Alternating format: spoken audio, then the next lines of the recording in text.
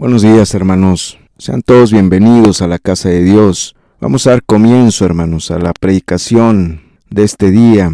Les pido que abran sus Biblias en el Evangelio de Lucas, capítulo 11, versículos del 1 al 4. Lucas, capítulo 11, versículos del 1 al 4. Evangelio de Lucas, capítulo 11, versículos del 1 al 4. Evangelio de Lucas, capítulo 11, versículos del 1 al 4. Doy lectura, hermanos, así dice la Escritura. Aconteció que estaba Jesús orando en un lugar, y cuando terminó, uno de sus discípulos le dijo: Señor, enséñanos a orar, como también Juan enseñó a sus discípulos. Y les dijo: Cuando oréis, decid: Padre nuestro que estás en los cielos, santificado sea tu nombre. Venga tu reino, hágase tu voluntad, como en el cielo, así también en la tierra. El pan nuestro de cada día, dánoslo hoy, y perdónanos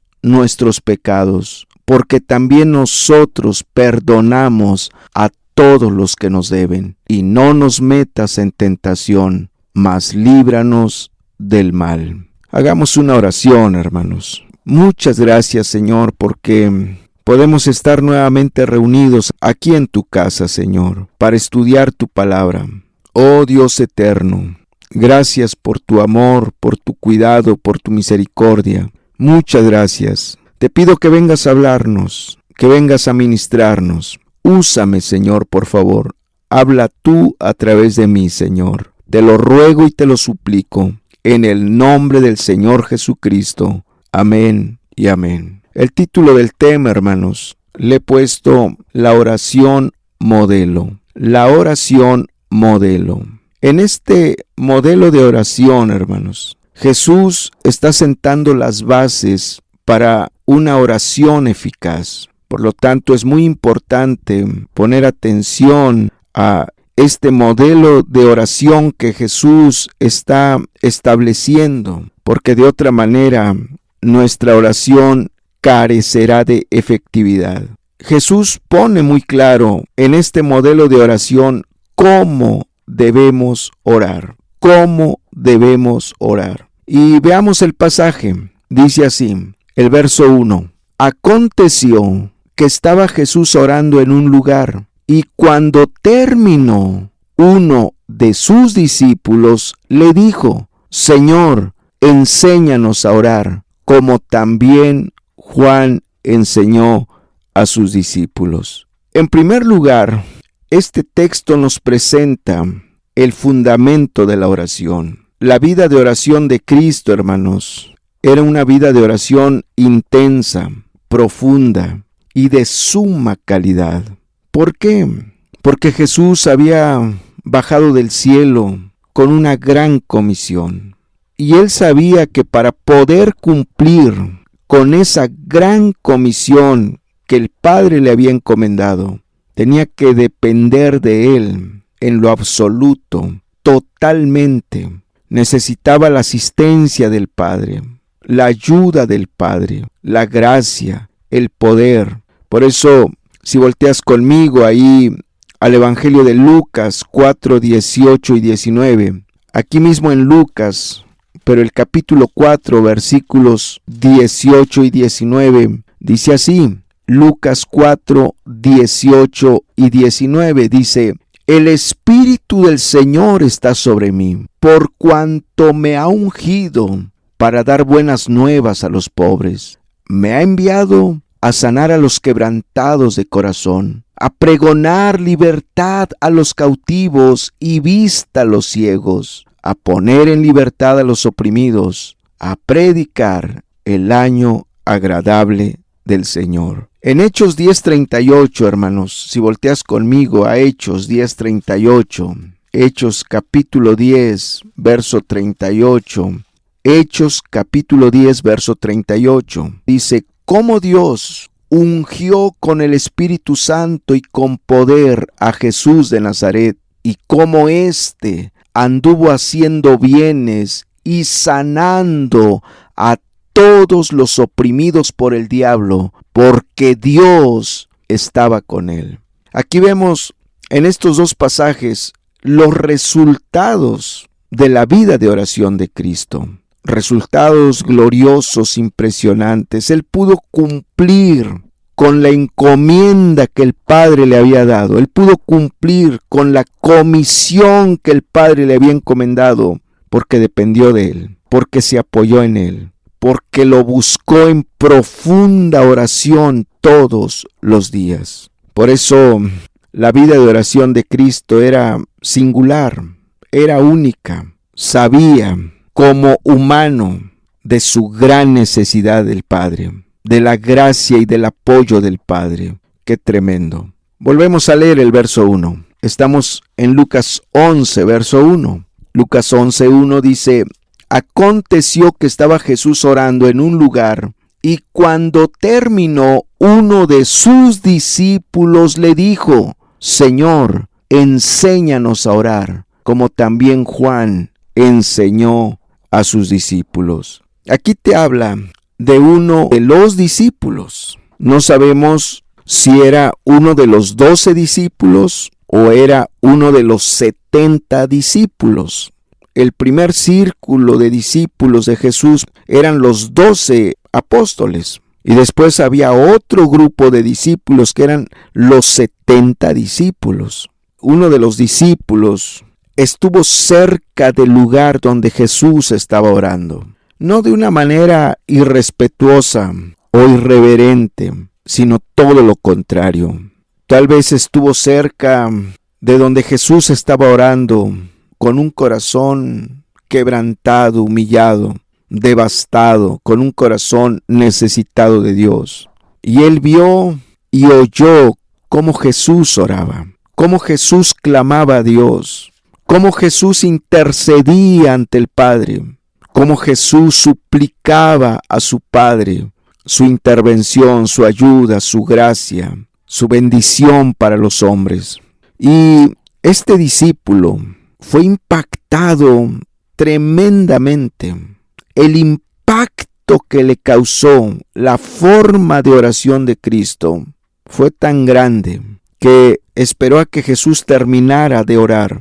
Y cuando Jesús termina de orar, este discípulo se le acerca y le dice: Señor, enséñanos a orar, como también Juan enseñó a sus discípulos. Este discípulo no desconocía la oración, y llama la atención que habla en plural. No le dice a Jesús: enséñame a orar, sino que le dice: enséñanos a orar, enséñanos a orar.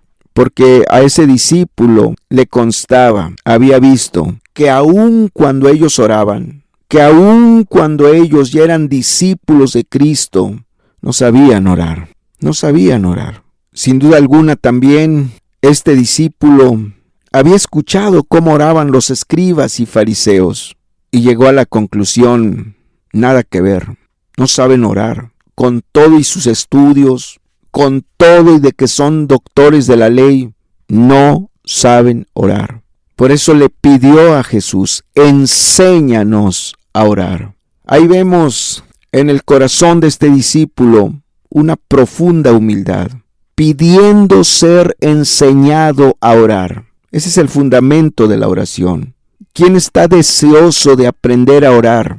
¿Quién tiene hambre y sed de aprender a orar? ¿Quién es el que va a pedir ser enseñado a orar? Sino aquel que es humilde de corazón, sino aquel que reconoce que necesita ser enseñado, necesita ser guiado, sino aquel que anhela, que desea que sus oraciones sean efectivas. Ese va a pedir: enséñame a orar. La humildad es reconocer tu gran necesidad de Dios y por lo tanto lo buscas intensamente en oración. El fundamento de la oración es la humildad.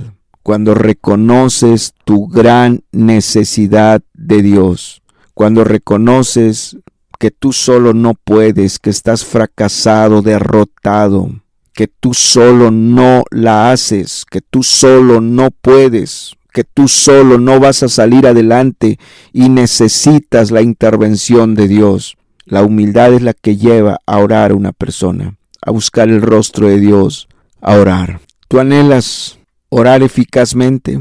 ¿Ves tu gran necesidad de orar?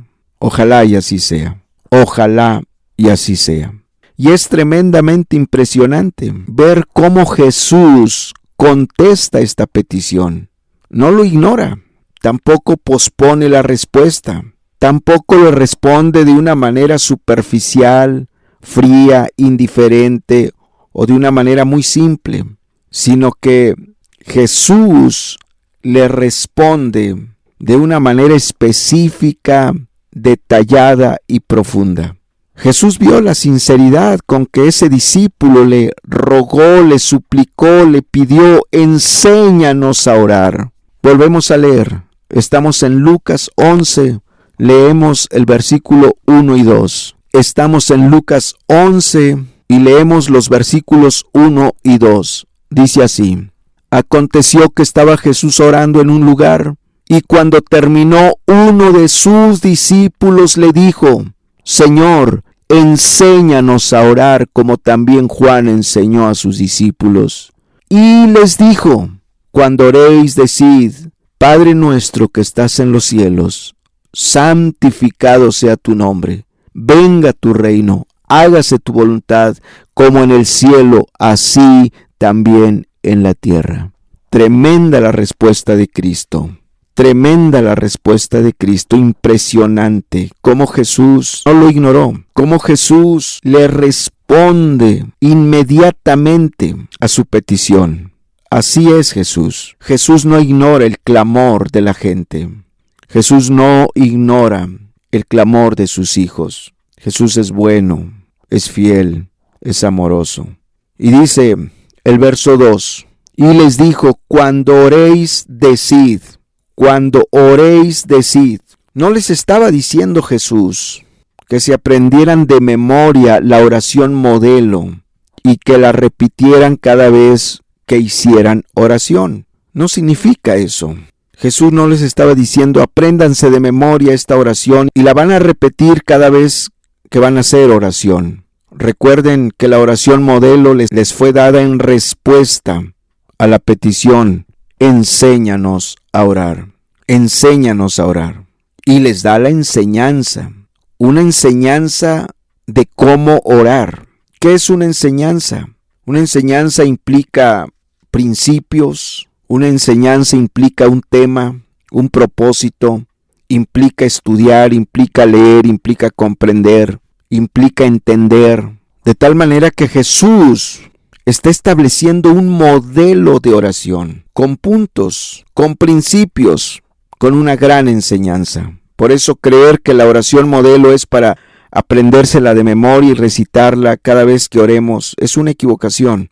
Claro que te puedes aprender de memoria el Padre Nuestro, claro que lo puedes repetir, claro que sí, no es pecado repetirlo, pero creer que Jesús quiere que esa sea tu oración, no. Sino Jesús va más allá. Él quiere que tomes en cuenta los puntos, la enseñanza que te está dando a través de este modelo de oración. Veamos los puntos. Dice: y les dijo: cuando oréis, decid: Padre nuestro que estás en los cielos. Es impresionante cómo Jesús les dice que al orar se dirijan a Dios, pero que le digan específicamente Padre. Padre nuestro que estás en los cielos. Ahora recordemos que le está hablando a discípulos, a gente ya convertida, porque toda la humanidad es creación de Dios. Toda la humanidad fue creada por Dios. Dios es el dador de la vida, el creador de la vida, pero no todos son hijos de Dios. ¿Quiénes son hijos de Dios? Dice Juan 1, 11 y 12. Evangelio de Juan capítulo 1 versículos 11 y 12. Evangelio de Juan 1, 11 y 12. Evangelio de Juan 1, 11 y 12. Dice así: a lo suyo vino y los suyos no le recibieron, mas a todos los que le recibieron, a los que creen en su nombre, les dio potestad de ser hechos hijos de Dios. Aquí dice ¿Quiénes son los hijos de Dios? Dice, mas a todos los que le recibieron, los que creen en su nombre, les dio potestad de ser hechos hijos de Dios. ¿Qué significa recibir a Cristo? Porque dice, mas a todos los que le recibieron. ¿A quién recibieron? A Cristo. Pero ¿qué significa recibir a Cristo? Significa recibir su palabra, recibir su mensaje, recibir su enseñanza, recibir sus mandatos. Juan 12, 48 al 50. Juan 12, 48 al 50 aquí nos dice lo que es recibir a Cristo. Juan 12, 48 al 50. Juan capítulo 12, versículos 48 al 50. Juan capítulo 12, 48 al 50 dice así: el que me rechaza y no recibe mis palabras, tiene quien le juzgue. La palabra que he hablado, ella le juzgará en el día postrero, porque yo no he hablado por mi propia cuenta. El Padre que me envió, Él me dio mandamiento de lo que he de decir y de lo que he de hablar. Y sé que su mandamiento es vida eterna. Así pues, lo que yo hablo, lo hablo como el Padre me lo ha dicho. Esto es recibir a Cristo, recibir su mensaje, recibir la palabra que nos está dando.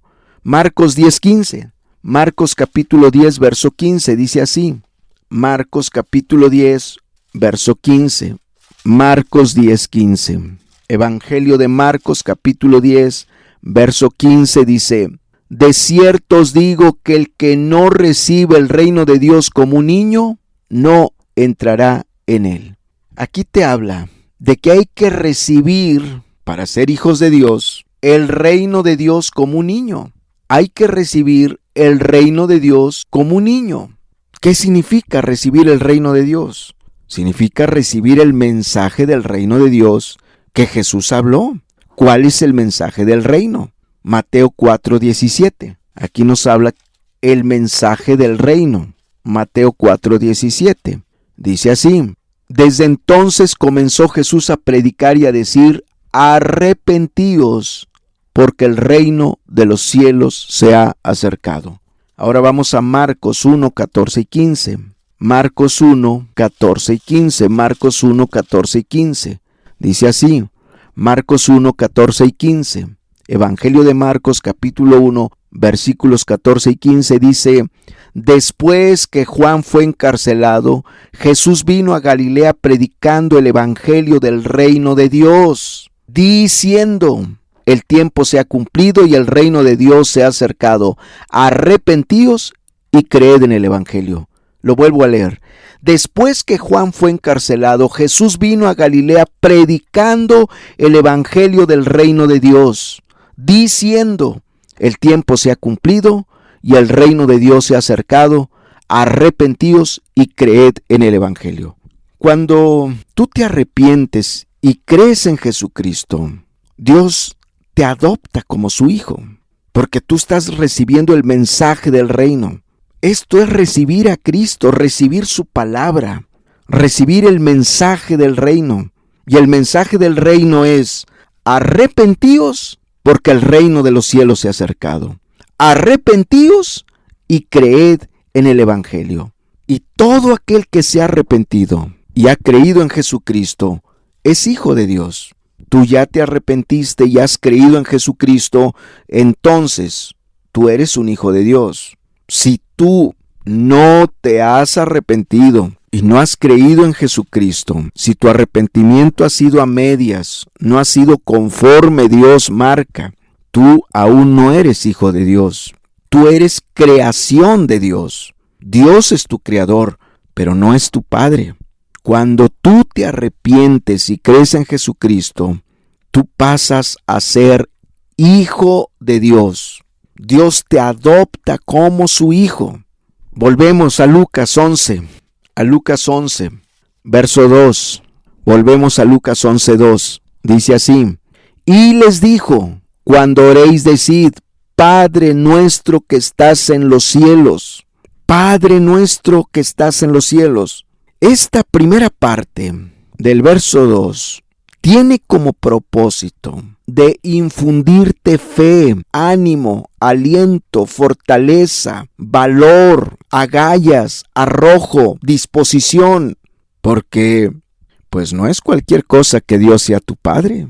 No es un asunto minúsculo que Dios sea tu Padre. Es una dicha, es una bienaventuranza, es un privilegio el saber que Dios es tu Padre, porque te has arrepentido y has creído en Jesucristo, que te puedes dirigir a Él como tu Padre. Pues eso es causa de gozo, de felicidad, de alegría. Naturalmente te infunde fe, te infunde ánimo, fortaleza, aliento, valor, te da mucha seguridad, te hace sentir dichoso, bienaventurado, porque el que Dios es tu Padre son palabras mayores.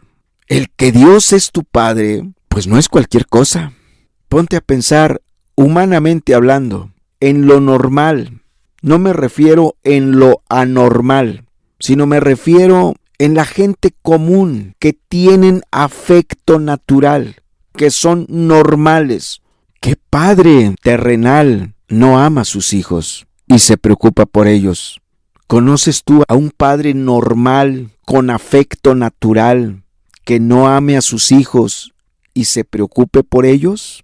La inmensa mayoría de los padres terrenales aman a sus hijos, se preocupan por ellos.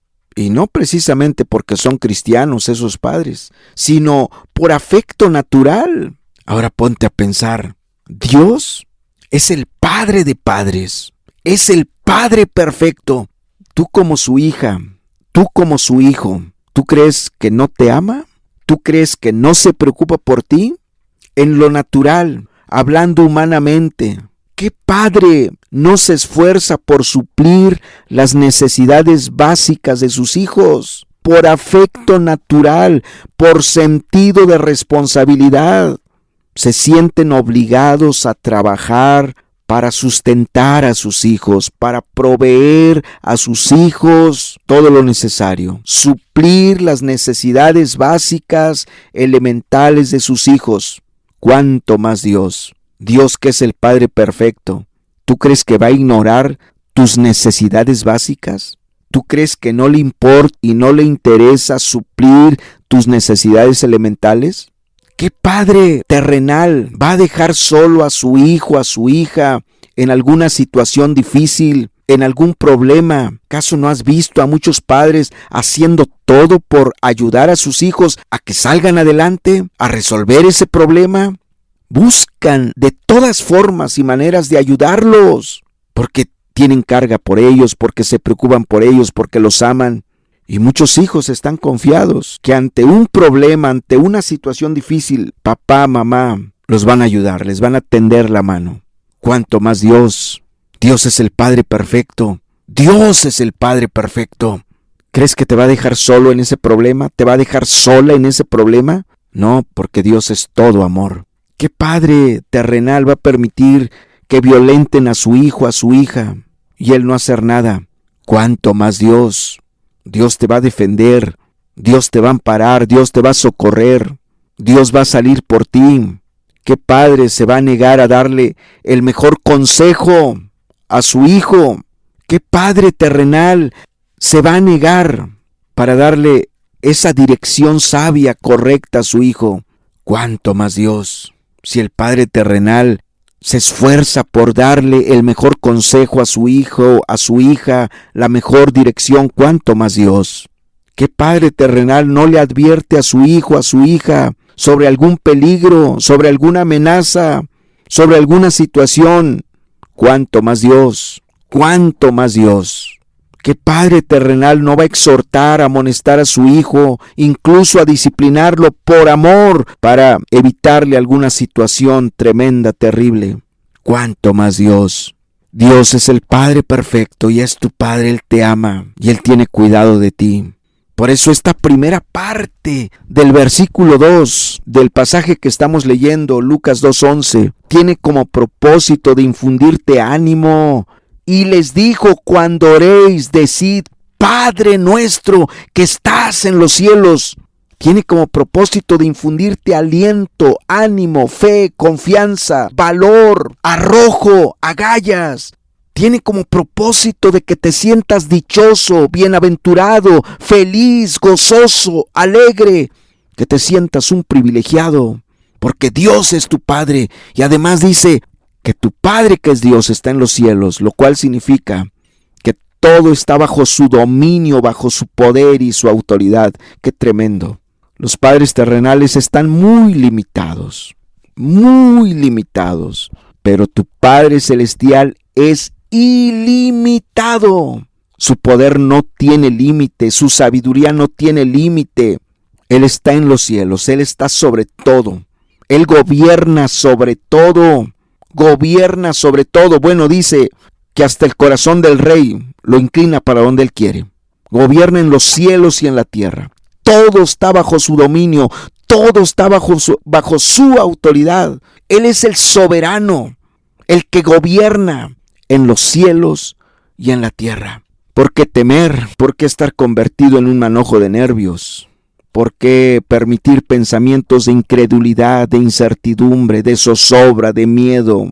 Si tu Padre es el Padre perfecto y es el Padre más amoroso que hay. Nadie como Él. Lleno de poder, lleno de gloria, lleno de autoridad.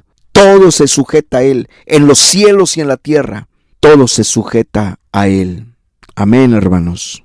Sigue diciendo, verso 2. Y cuando oréis, decid, Padre nuestro que estás en los cielos, santificado sea tu nombre, venga tu reino, hágase tu voluntad como en el cielo, así también en la tierra.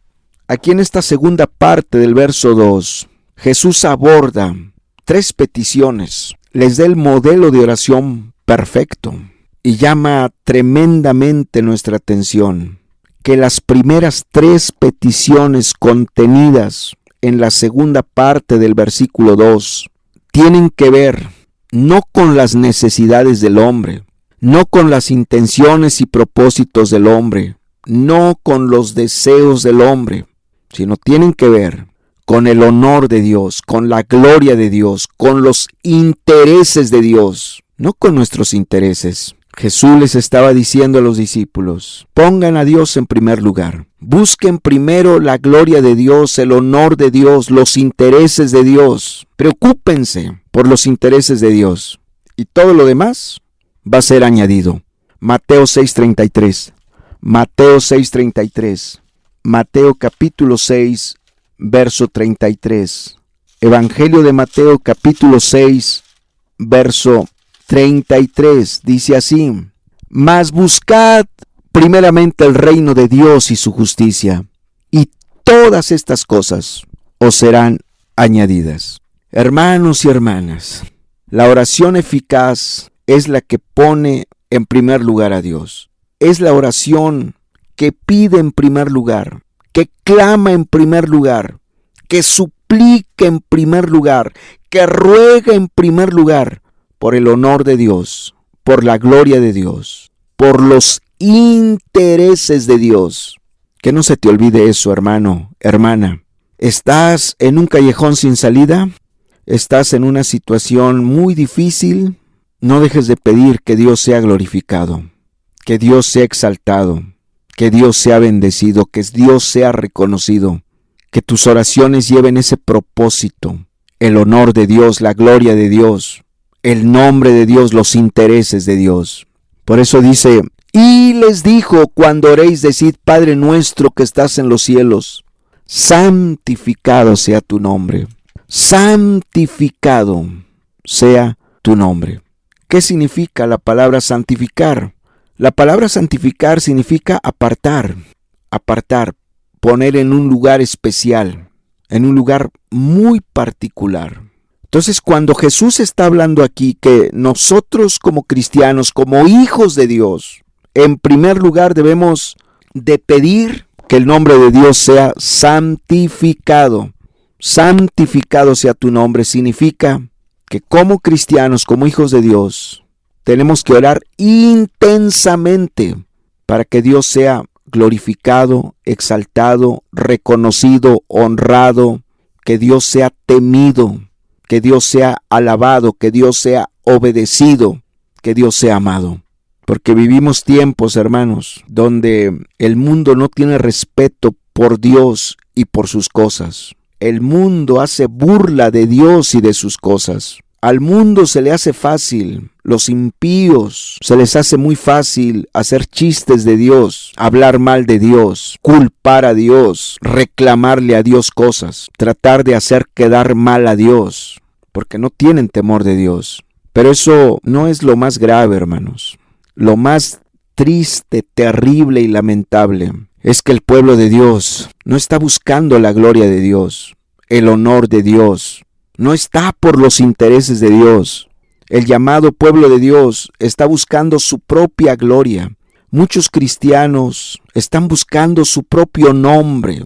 Están buscando fama, poder, reconocimiento, gloria, aplausos, admiración, por el conocimiento que saben o por el talento que tienen, por los dones que tienen, por las habilidades que tienen, por la experiencia que tienen, porque cantan muy bonito, porque son artistas famosos. Y eso es lo más triste, que el mundo no ve que el llamado pueblo de Dios, que los llamados cristianos estén buscando realmente la gloria de Dios, el honor de Dios, exaltar a Dios, bendecir a Dios, honrar a Dios, temer a Dios, sino que están por sus propios intereses. Y el mundo es testigo de cómo el llamado pueblo de Dios no le da honor y gloria a Dios. Y Dios nos llama. Por eso, la primer petición que Jesús pone en la oración modelo es que debemos orar para que el nombre de Dios sea santificado. Y si oramos para que el nombre de Dios sea santificado, si el cristiano ora para que el nombre de Dios sea santificado, necesariamente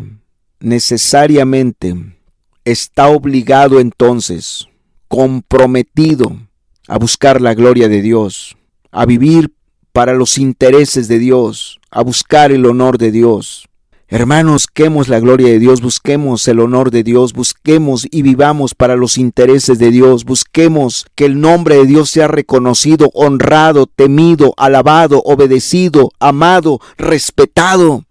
Y cuando clamemos intensamente para que el nombre de Dios sea santificado, todo lo demás va a venir por añadidura. Mas buscad primeramente el reino de Dios y su justicia, y todas las demás cosas serán añadidas.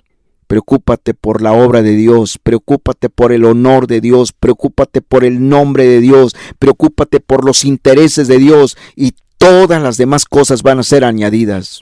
Dios va a suplir tus necesidades, te va a bendecir, te va a ayudar, te va a dar gracia, va a estar contigo, te va a dar paz. Porque tú estás poniendo en primer lugar los intereses de Dios, estás poniendo en primer lugar el nombre de Dios, la gloria de Dios.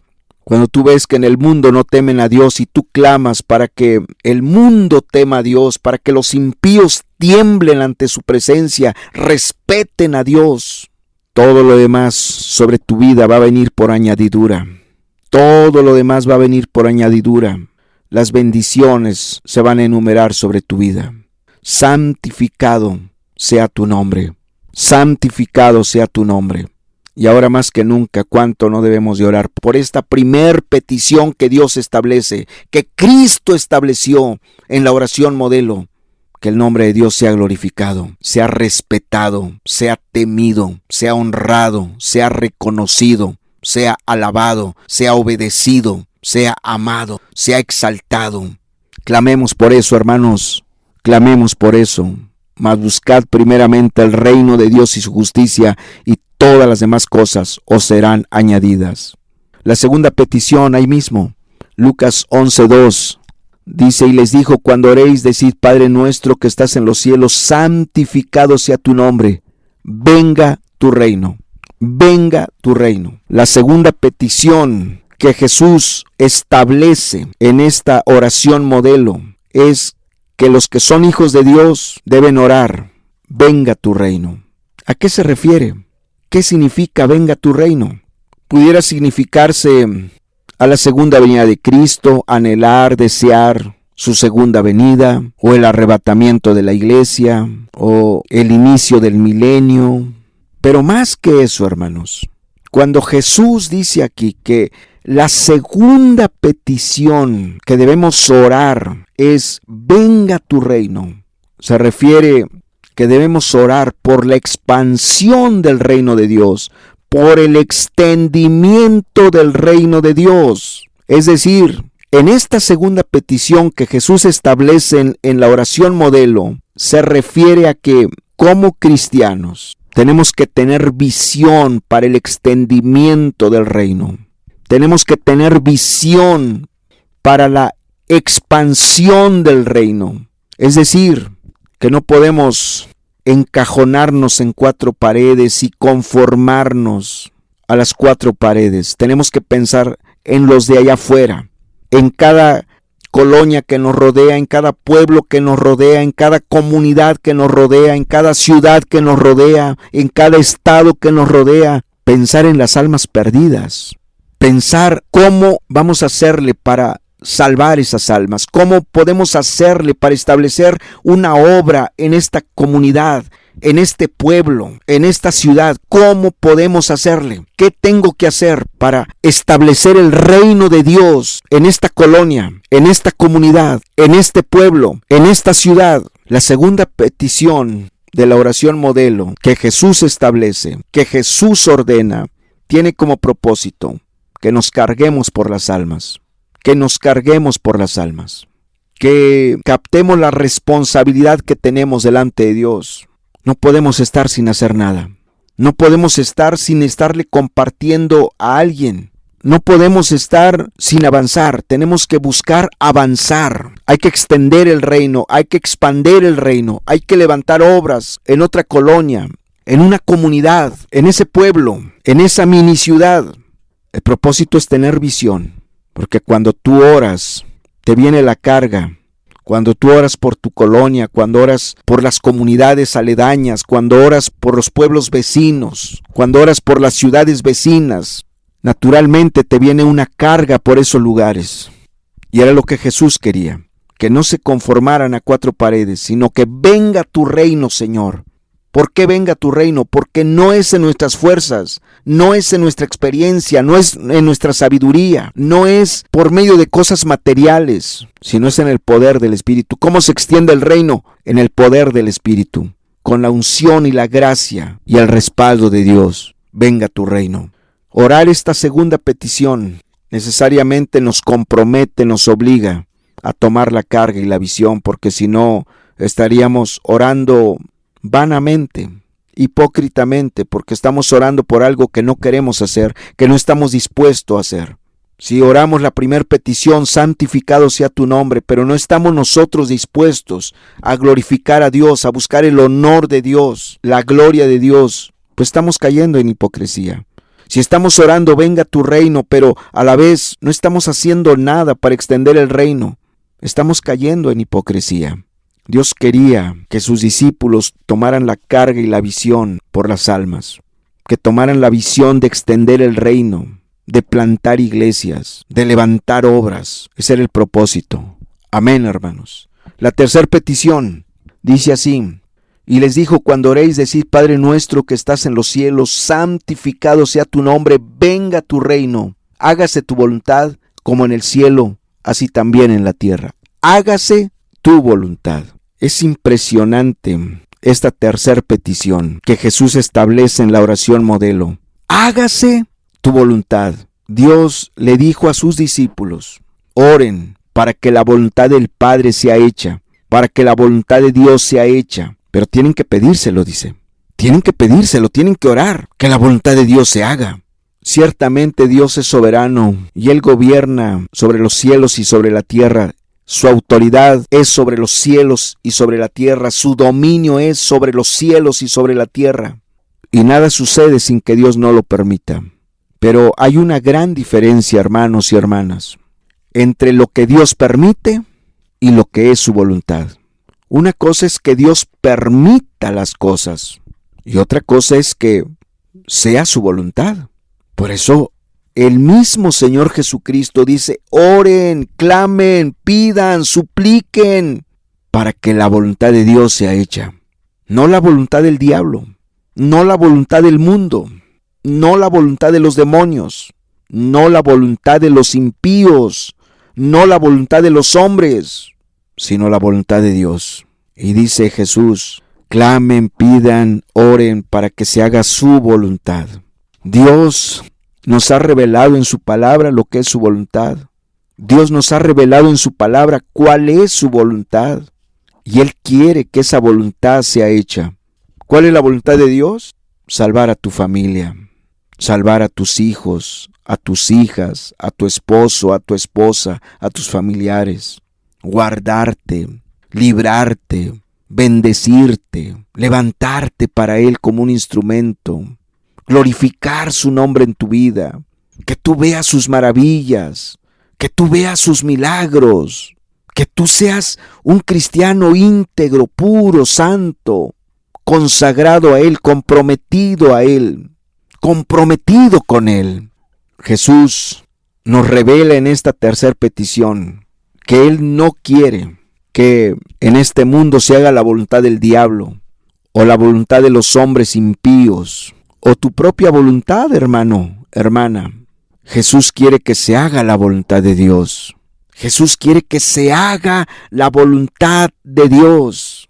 Pero para que la voluntad de Dios se haga, hermanos y hermanas, tenemos que orar, clamar, suplicar, rogar. Señor, haz tu voluntad.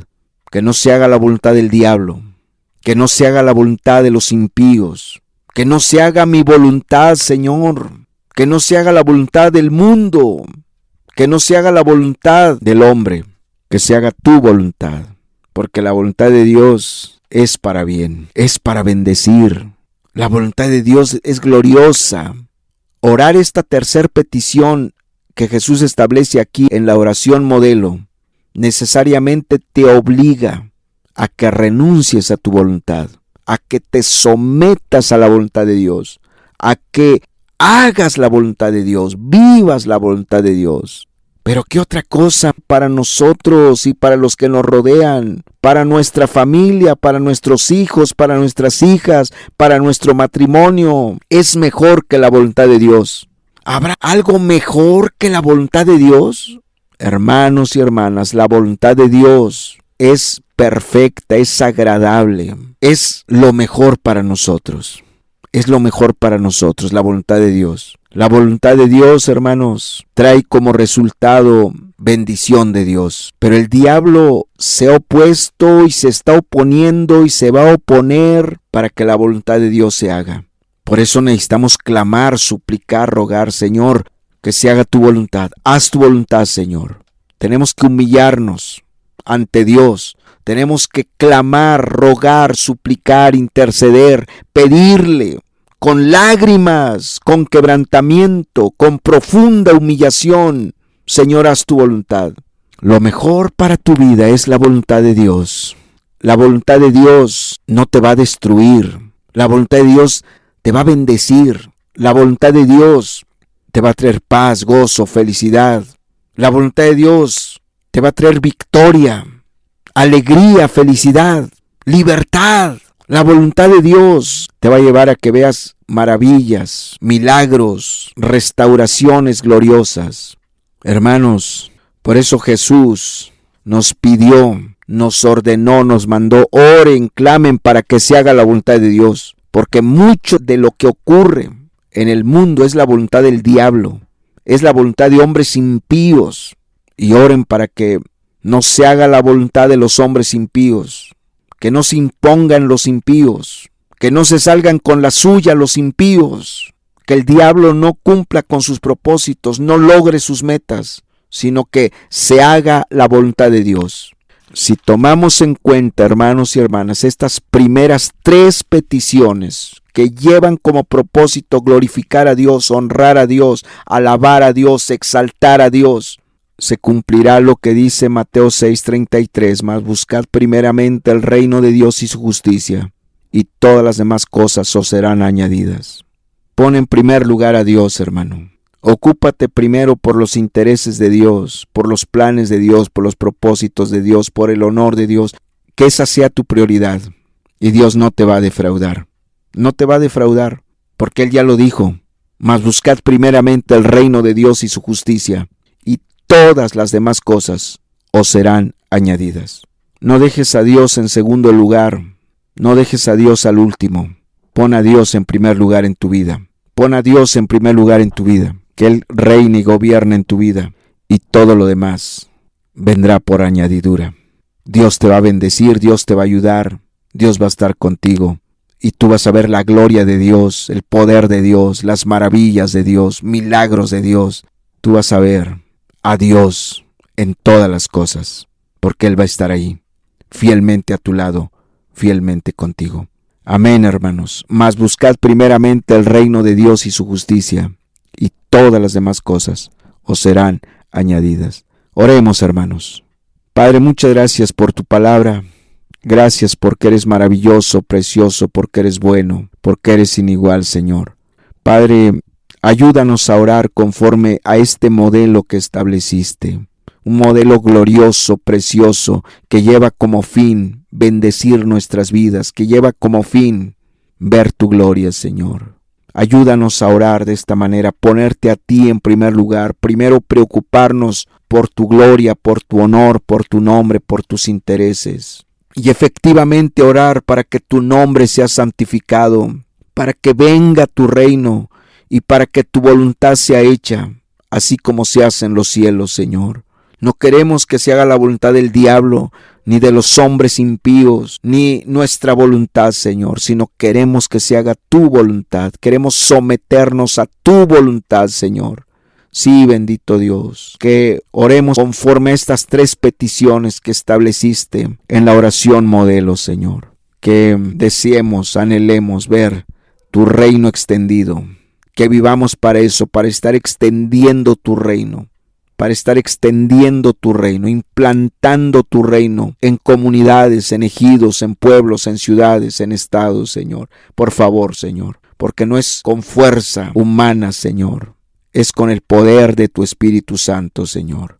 Que entendamos lo que tú dijiste, mas buscad primeramente el reino de Dios y su justicia, y todas las demás cosas os serán añadidas. Mas buscad primeramente el reino de Dios y su justicia, y todas las demás cosas os serán añadidas. Que lo creamos y lo vivamos, Señor, porque tu palabra es fiel y verdadera. Gracias por habernos hablado. Muchas gracias en el nombre de Jesucristo. Amén y amén, Señor.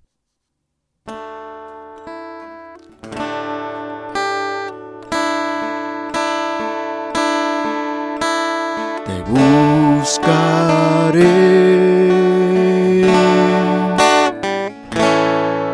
con todo mi ser, con todo mi ser. Te necesito más hoy que ayer.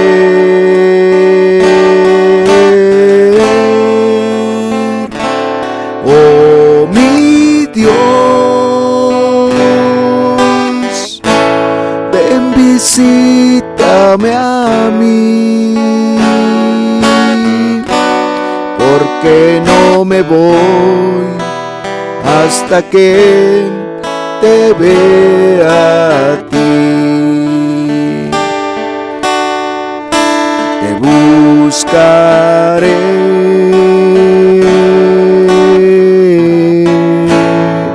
con todo mi ser, con todo mi ser. Te necesito más hoy que ayer.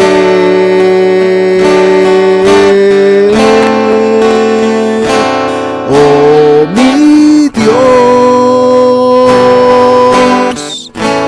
ven visítame a mí, porque no me voy hasta que te vea a ti. Oh mi Dios, ven visítame a mí, porque no me voy hasta que te vea a ti. Porque no me voy hasta que te vea a ti. Señor, líbranos de ignorar lo que estableciste en la oración modelo, Señor. Que entendamos que si te ponemos a ti en primer lugar, Señor, todo lo demás vendrá por añadidura. Porque eso es lo que tú deseas, es lo que tú quieres, Señor. Que oremos conforme a este modelo de oración. Que nunca se nos olvide estas primeras 3 peticiones que tienen que ver específicamente y exclusivamente contigo, Señor, con tu nombre, con tu honor, con tus intereses. Queremos orar de esa manera, Señor. Queremos orar de esa manera, porque todo lo demás vendrá por añadidura. Te buscaré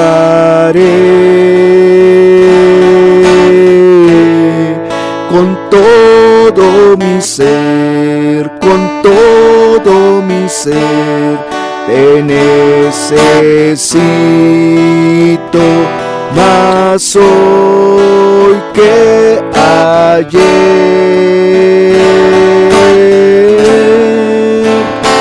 Oh mi Dios, ven, visítame a mí, porque no me voy hasta que te vea a ti. Te buscaré con todo mi ser, con todo mi ser. Te necesito más hoy que ayer.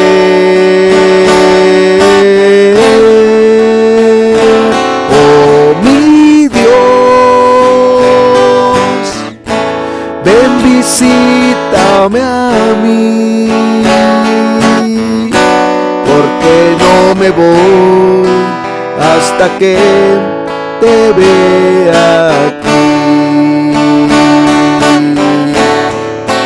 Oh mi Dios, ven, visítame a mí, porque no me voy hasta que te vea a ti. Oh mi Dios, ven, visítame a mí, porque no me voy hasta que te vea a ti. Porque no me voy hasta que te vea a ti. Porque no me voy hasta que te vea a ti.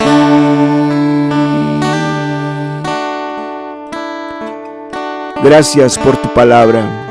Gracias por decirnos cómo nuestra oración puede ser una oración eficaz. Muchas gracias, Señor. Que oremos de esa manera, Señor, porque entonces todo vendrá por añadidura. Todo vendrá por añadidura conforme a tu palabra. Mas buscad primeramente el reino de Dios y su justicia, y todo lo demás vendrá por añadidura. Gracias por todo, gracias por habernos hablado. Muchas gracias. En el nombre de Cristo Jesús. Amén y amén, Señor. Eso es todo, hermanos. La reunión está concluida, hermanos. Que Dios los bendiga.